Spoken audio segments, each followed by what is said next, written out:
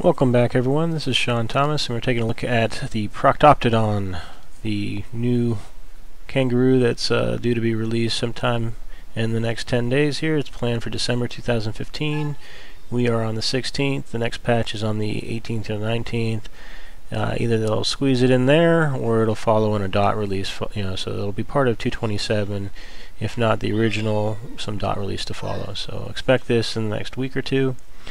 The Procoptodon, the neat thing about this one, as you can see in the picture to the right, is you can have two people riding it. So it's a lot of fun if you've got kids that like to carry you around, or you carrying them around. It'd be a lot of fun there, as well as tribe mates. And then practical use for within tribes, either in combat, where you can have somebody focused on steering and getting close, and the other on firing.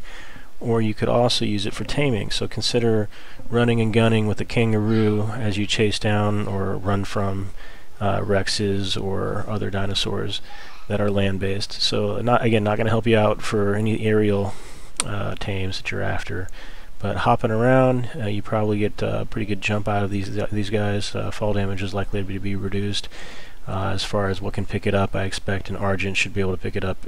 Definitely a Quetzal, and definitely not a Pteranodon, but there's a good chance the Argent would. Hoping for that.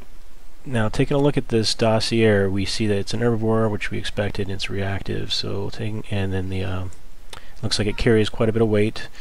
It should be a quick time. It does have a jump, and those are the little symbols that you see there: the up arrow, the clock, and the weight capacity there.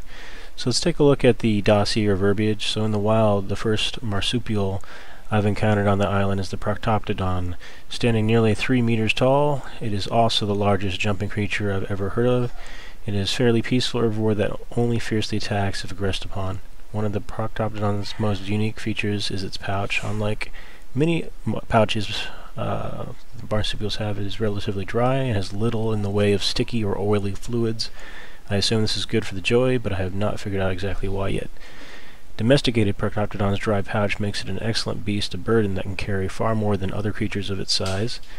But more importantly, many tribes use it as a two-seater transport by having a secondary rider nest in the pouch. Since this passenger doesn't have to worry about controlling the Procoptodon, the pouch warrior can focus on firing his or her weapons.